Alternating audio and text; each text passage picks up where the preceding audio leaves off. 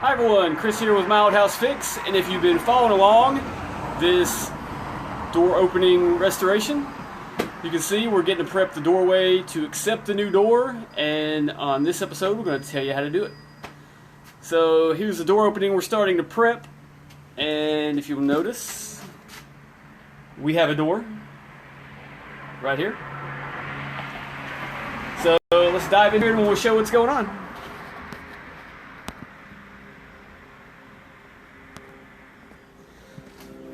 Alright, so we have one of our blank doors, the white oak, solid oak door that'll match the other front door we put in.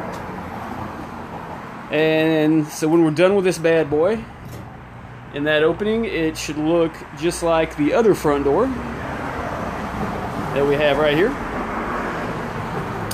And again, the objective is to put everything back on the original mounting provisions. The lock here, the deadbolt up top. We've got to position that on the door so it doesn't bump into the railing here. So that's a little bit tricky in getting it in with the original lock plates. We're going to rehab the opening, all the paint, sand that, restain it, and then we'll put the provisions in for the hinges. And we'll be installing a new threshold here. We do have 2 layers of flooring, so we need a step-up threshold. This is the original. There was a small one over it. We need one a little bit taller to get over this second layer of flooring. There's another one under it, so we'll show you how we did that.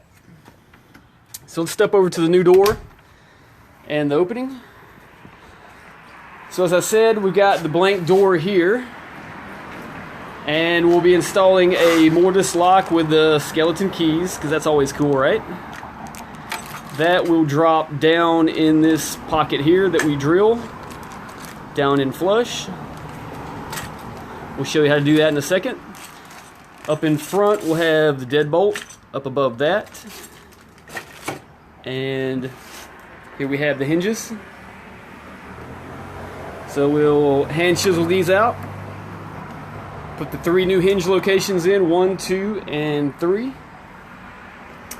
To drill the Mortise lock here, I've got really a simple DIY that came actually from this old house. If you don't have a stand or you don't have a professional woodworking garage, you can actually make a door stand, like they talk about in this old house, some way to stand your door up, because you're going to be drilling on this and chiseling, and you need a nice sturdy surface to work on your door, right? So just took a cheap pallet, put some legs on it to accept the door here. So now it's standing upright and it's nice and firm. But then we have to drill on top of this very narrow edge here, right? So we have a very narrow edge to deal with. So to alleviate that,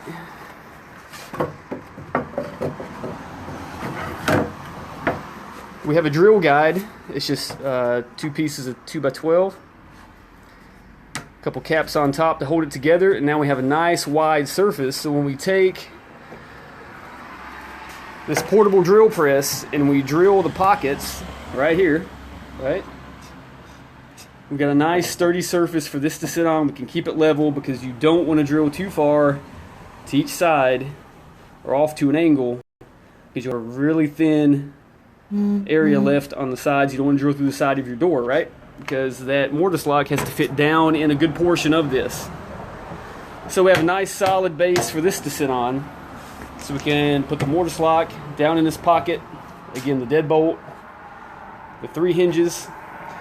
So here's kind of the order that we're going to go in. So we're preparing this door opening to initially, 1, do a dry fit. So 1, we'll do a dry fit with this door, with the hinges, just to make sure the outer dimensions are correct. Just to make sure it swings in and out, and then we'll do all the lock, all the mechanical mechanisms, and all that last. So once we have the door fitting in the opening, everything looks good. Then we'll work on the mechanicals for the Mortise locks, the hinges, the deadbolt. What we also have to do is, back to the threshold, I have a template here mocked up, because again we have 2 layers of flooring, as you can see here. there's 2 layers of flooring. So you have the original threshold, you would have had a smaller threshold to the first layer of flooring, but now we have the second stack. So we need a little bit of a step up. So I made a template last time for the other front door, and we'll tweak this template. Remember, you always want to do a dry fit before you go live and start cutting and drilling on your good oak piece, right? So I got a solid piece of oak here that I'm going to make the final piece out of once we have the template fitting. So we'll fit this to it. We have all the paint stripped. So again, we've done the disassembly inside of here. We've stripped all the paint. We'll come in here, we'll sand this with a 60 grit, then 80 down to about 120 for stain. So we'll sand that out, and then we'll get this lip off of the floor here where the rest of the floor was refinished.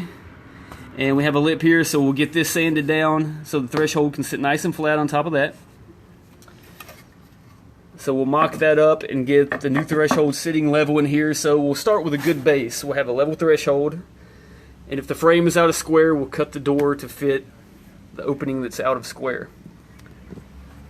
We'll finish it off with this piece of oak here, and we'll have a brand new threshold. So the next tricky thing to line up is the location of the hinges and everything. And again, another little trick from this old house is what we call a story stick. And it's basically just a piece of wood that runs all the way up, and it's kind of a template for your opening. And so I have this piece of wood that basically sits on top of the threshold, runs all the way up to the opening. And so what I'll do is, because none of these doors are the same, you can see where I marked the original hinge locations on the other door that were put in 1890, and nothing was exact, right? These hinges are off just a little bit. So I'll remark my story stick to conform to this line. So I'll make my new markings here, and one in the middle, and the one at the bottom.